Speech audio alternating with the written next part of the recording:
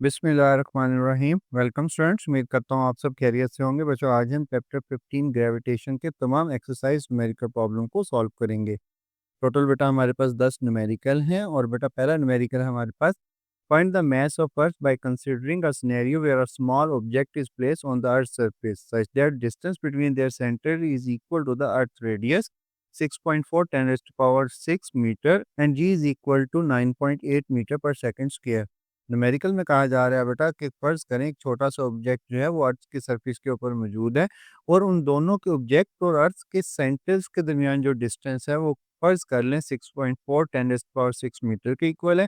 आपने mess of earth find out करनी है। तो गिवन डाटा में रेडियस ऑफ अर्थ गिवन है, जी की वैल्यू गिवन है और ग्रेविटेशन कांस्टेंट यानी 6.67 10 raised to power -11 ये हमें ऑलरेडी मालूम होता है। Mass of earth find out करना है तो बेटा ग्रेविटेशनल फील्ड स्ट्रेंथ का फार्मूला है g is equal to G multiply by M divided by are square. यहाँ से अगर हम एम की वैल्यू निकालनी है तो बेटा आर पे उधर जाके मल्टीप्लाई होगा और ग्रेविटेशन कांस्टेंट नीचे आके डिवाइड होगा। तो मैस इज इक्वल टू हो जाएगा gravitational field strength multiply by radius का square divided by gravitational constant. Values put करेंगे तो बेटा जी की value 9.8, radius 6.4 10 raised to power 6 का होल स्क्वायर और ग्रेविटेशनल कांस्टेंट बेटा 6.6 10 raised to power -11। तो बेटा हमारे पास सॉल्व करने के बाद आंसर आएगा 6.01 10 raised to power 24 kg और यही हमारे पास रिक्वायर्ड आंसर था। नेक्स्ट न्यूमेरिकल है बेटा numerical number 2। Alpha Centauri is a binary star system with two stars, Alpha Centauri A, Alpha Centauri B. The mass of Alpha Centauri A is 2.19 10 raised to power 30 kg and Alpha Centauri B is 1.80 10 raised to power 30 kg and they attract each other by the force of 2.24 10 raised to power 32 Newton. What is the distance between these two stars?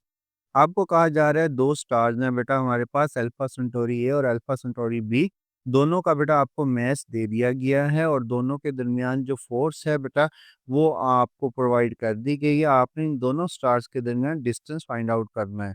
Given data में बेटा दोनों objects का mess हमें given है, force भी given है और gravitational constant की वैल्यू हमें मालूम है। तो बेटा आर हमने फाइंड आउट करना है। अकॉर्डिंग टू न्यूटन लॉ बेटा F is equal to G m1 m2 divide by are square. यहाँ से बेटा अगर हमने आर की वैल्यू निकालनी है तो आर इज इक्वल टू होगा square root G m1 m2 divided by F. Values put करेंगे, जी की value 6.67 10 raised to power -11, m1 की वैल्यू और m2 की value as it is put करेंगे और फोर्स की वैल्यू डिवाइड में पुट करेंगे तो बेटा हमारे पास सॉल्व करने के बाद आंसर आएगा 3.43 10 raised to power 9 मीटर और यही हमारे पास रिक्वायर्ड आंसर था। नेक्स्ट न्यूमेरिकल नंबर 3 है, what will be the value of G on an exoplanet, a planet outside the solar system whose mass is 5 time the mass of earth and its radius is twice the radius of earth. आपको कहा जा रहा है एक ऐसा planet है जो हमारे सोलर सिस्टम से बाहर है, उसका जो मास है बेटा वो हमारी ज़मीन से 5 गुना ज़्यादा है और रेडियस भी 2 गुना ज़्यादा है। हमने फाइंड आउट करनी है बेटा उसकी ग्रेविटेशनल एक्सेलरेशन की value.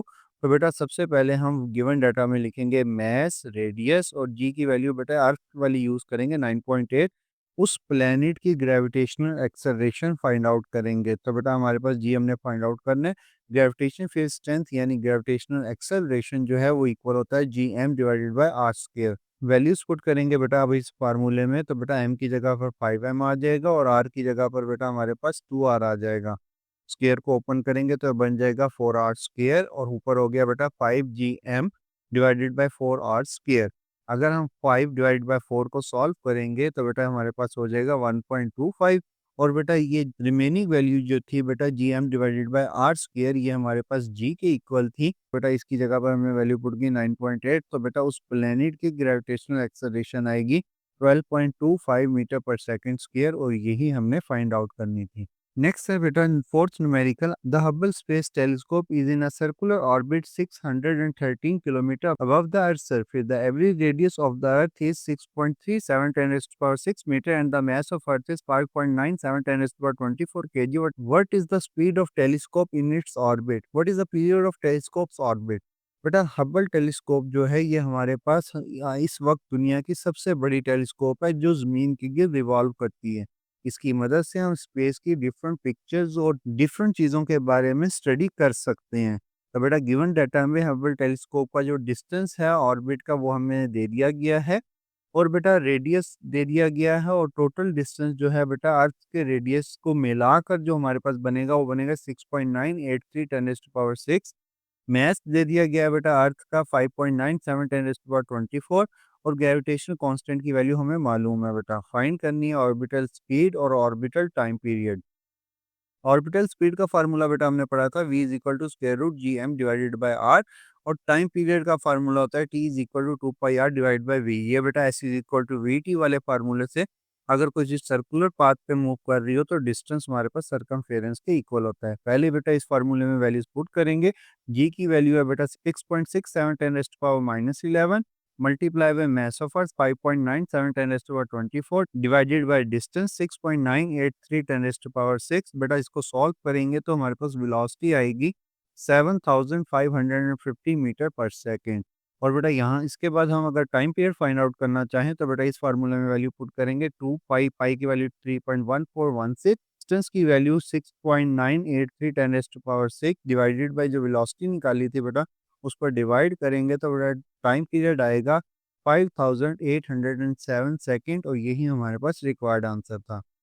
Next and numerical number 5, you want to launch a satellite around planet Mars at an altitude of 300 km above its surface. Mars has a mass of 6.42 10 raised to power 23 kilogram and radius is 3.39 10 raised to power 6 meter.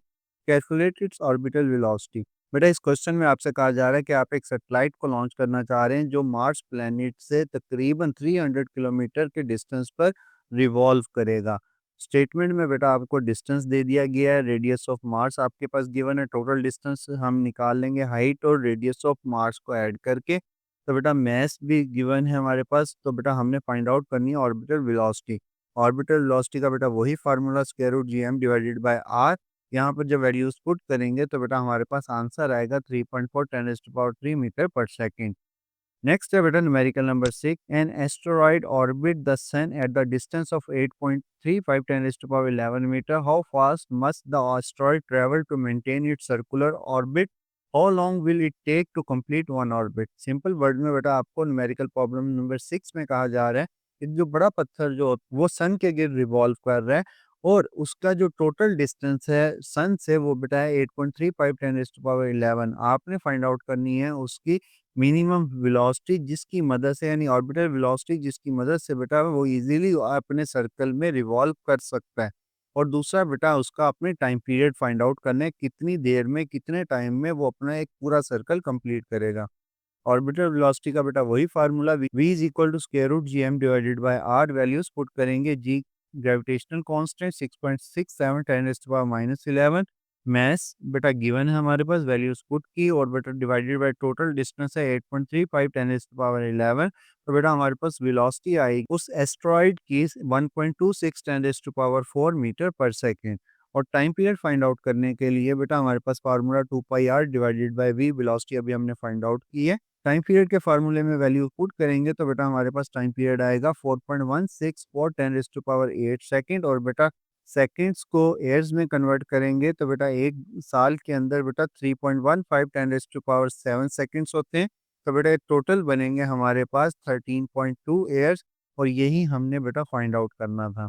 Seventh numerical है हमारे पास, a stationary satellite is orbiting Mars. The mass of Mars is 6.42 10⁻23 kg and the orbital period of the satellite is 88,642 seconds. Find the radius for stationary satellite for this planet. आपको कहा जा रहा है बेटा एक stationery satellite है जो Mars के गिर्द रिवॉल्व कर रहा है।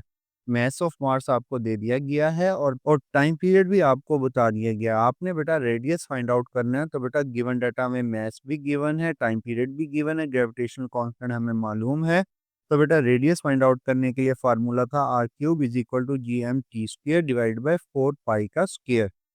वैल्यूज पुट करेंगे तो बेटा हमारे पास आंसर आएगा 20,428 किलोमीटर। अक्सर बच्चों का ये आंसर में प्रॉब्लम होती है तो बेटा मैंने हर स्टेप को ये सिंपल वर्ड में यहाँ पर लिख दिया है कि जब हम इसका स्क्वायर लेंगे तो बेटा आंसर आएगा 7.857 10⁻9 सेकेंड्स। और उस ऊपर वाली वैल्यूज को मल्टीप्लाई करेंगे तो ऊपर वाली वैल्यूज को मल्टीप्लाई करके आंसर आएगा 3.3 10⁻23। और डिनोमिनेटर को जब सॉल्व करेंगे तो डिनोमिनेटर का आंसर आएगा बेटा हमारे पास 39.478। और जब दोनों को डिवाइड करेंगे तो बेटा हमारे पास आएगा 8.526 टेन रेज़ टू पावर 21। तो बेटा ये सारी वैल्यू जो है इसका जब क्यूब रूट लेंगे तो बेटा वो आएगा 20,428 किलोमीटर, और यही हमारे पास रिक्वायर्ड आंसर था। मतलब ये सारे स्टेप जो हैं बेटा ये एडिशनल हैं, अगर आप करना चाहते हैं तो कर सकते हैं, वरना आप सिंपल कैलकुलेटर में सारी वैल्यूज इकट्ठी लिख कर भी आंसर निकाल सकते हैं। नेक्स्ट है बेटा हमारे पास numerical problem number A. Find the gravitational potential energy of moon relative to the earth. Mass of moon is equal to 7.35 10 raised to power 22, mass of earth is equal to 5.98 10 raised to power 24, and the distance between them is 3.84 10 raised to power 8 metre.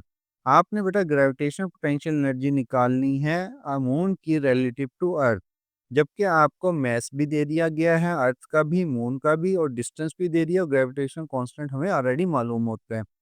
तो बेटा हमने mass 1 mass 2 given data, distance भी given data में लिखा, फाइंड करनी है potential energy.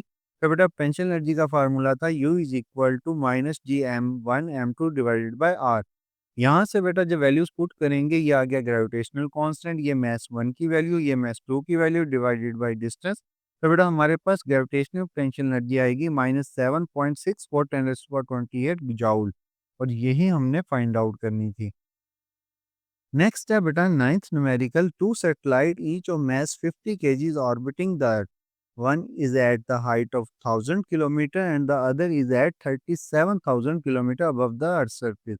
Find the difference in their gravitational potential energies. Radius of Earth is this, mass of Earth is this। ये ऑलरेडी हमें मालूम भी है, लेकिन बेटा गिवन डाटा में आपको कहा जा रहा है कि हमारे पास दो सैटेलाइट हैं और दोनों का बेटा हमारे पास मैस है वो 50 केजी है, और दोनों जो हैं बेटा वो अर्थ के गिर्द रिवॉल्व कर रहे हैं, लेकिन दोनों का डिस्टेंस मुख्तलिफ है। एक जो है 1000 किलोमीटर है और एक है बेटा 37,000 किलोमीटर।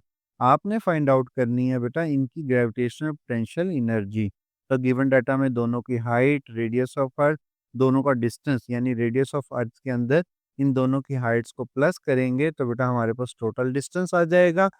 पोटेंशियल एनर्जी का formula -Gmm divided by R। 1000 kilometre के लिए जो टोटल डिस्टेंस बनेगा रेडियस ऑफ अर्थ में जब हमने 1000 को ऐड किया तो बेटा टोटल डिस्टेंस बना 7.37 × 10⁻⁶।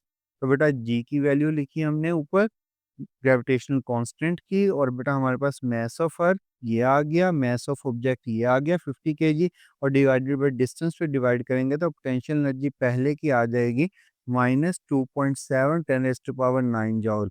और जब दूसरे ऑर्बिट दूसरे सैटेलाइट की हम फाइंड आउट करेंगे जो 37,000 किलोमीटर दूर था, तो बेटा उसी तरह दोनों वैल्यूज ऐसे ही लिखी, डिवाइडेड बाय टोटल डिस्टेंस को डिवाइड करेंगे तो बेटा इसकी पोटेंशियल एनर्जी आएगी -4.599 10⁻8 जूल। और जब हम इन दोनों पोटेंशियल एनर्जीज का डिफरेंस लेंगे तो बेटा हमारे पास आएगा 2.2 10⁻9 जूल। 2.2 गीगा जूल भी लिख सकते हैं, जो कि हमारी टेक्स्ट बुक में गिवन है। नेक्स्ट है बेटा हमारे पास last numerical number 10। An astronaut of mass 64.5 kg is lifted from the Earth's surface to an orbit at altitude of 4.4 10⁻5 meter. Find the change in gravitational potential energy। Given में बेटा आपको अर्थ radius भी और अर्थ मास ये दोनों कांस्टेंट होते हैं, तो बेटा हमने मास ऑफ एस्ट्रोनॉट, एल्टीट्यूड लिख दिया, radius of earth, mass of earth, gravitational constant हमें ऑलरेडी मालूम है, तो बेटा फाइंड आउट करनी है पोटेंशियल एनर्जी। वही formula -Gmm divided by R। यहाँ पर बेटा जब हम अर्थ सरफेस के ऊपर पोटेंशियल एनर्जी फाइंड आउट करेंगे, जी की वैल्यू लिखी बेटा हमने, मास की वैल्यू लिखी, एस्ट्रोनॉट के मास की वैल्यू लिखी, डिवाइडेड बाय रेडियस ऑफ अर्थ। तो बेटा अर्थ सरफेस के ऊपर जो उसकी पोटेंशियल एनर्जी होगी वो होगी -4.20 10⁻9 जूल। और जैसे ही बेटा वो हाइट पर जाएगा 4.4 10⁻5 मीटर तक डिस्टेंस ट्रेवल करेगा opposite to the gravitational field, तो बेटा टोटल डिस्टेंस हो जाएगा जब हम रेडियस ऑफ अर्थ को इसमें ऐड करेंगे 6.81 10⁻6 मीटर। तो बेटा पोटेंशियल एनर्जी हमारे पास आएगी, जी की वैल्यू पुट की, मास की वैल्यू पुट की, मास ऑफ अर्थ की वैल्यू पुट की, और डिवाइडेड बाय टोटल डिस्टेंस। इस डिस्टेंस पे डिवाइड करेंगे तो बेटा हमारे पास आंसर आएगा -3.76 10⁻9 जूल। और पोटेंशियल एनर्जी का जब हम डिफरेंस निकालेंगे, फाइनल माइनस इनिशियल करेंगे, तो बेटा हमारे पास पोटेंशियल एनर्जी का डिफरेंस आएगा 2.6 10�8 जूल, और यही हमारे पास रिक्वायर्ड आंसर था। ये था बेटा आज का लेक्चर। लेक्चर अच्छा लगा हो तो लाइक और सब्सक्राइब करना मत भूलिएगा। थैंक यू, खुदा हाफिज़।